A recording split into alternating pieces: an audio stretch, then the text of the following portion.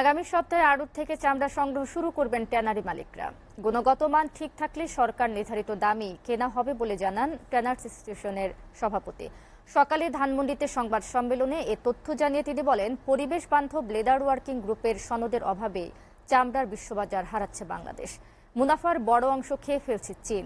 Tanners association নেতারা বলেন, সাফারে সিএটিপি পুরোপুরি কার্যকর হলে বিপুল অঙ্কের বৈদেশিক মুদ্রা অর্জন সম্ভব হবে। সাজ্জাদ জাহানের প্রতিবেদন।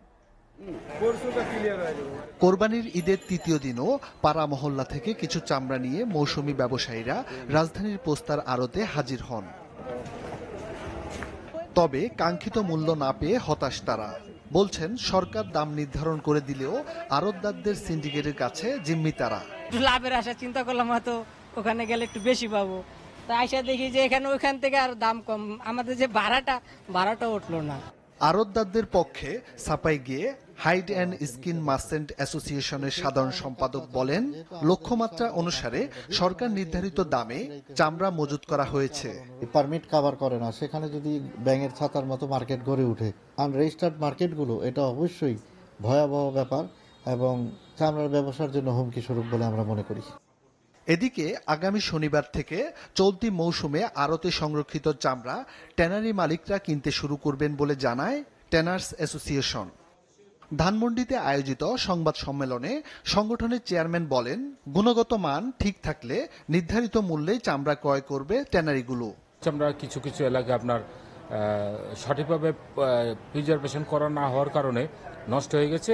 এখানে আমরা আশা করছি এবছর হয়তো বা 85 থেকে 90 লক্ষ পিস আমরা ছাগল, গরু, মহিষ মিলে আমরা চামড়া সংগ্রহ করব।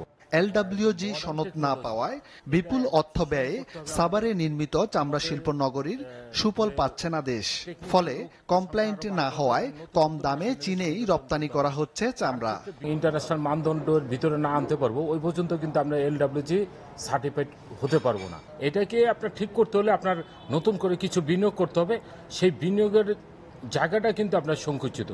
সরকার যদি এখানে আপনার সফট লোন বা গ্র্যান্টের মাধ্যমে আপনারা এখানে কিছু বিনিয়োগ করে, তাহলে কিন্তু এটাকে মডার্ন ইটিপি করা সম্ভব। রপ্তানি আয়ের সম্ভাবনাময় চামড়া খাতকে এগিয়ে নিতে সরকারকে আরও উদ্যোগী হওয়ার আহ্বান জানায় ট্যানার্স অ্যাসোসিয়েশন।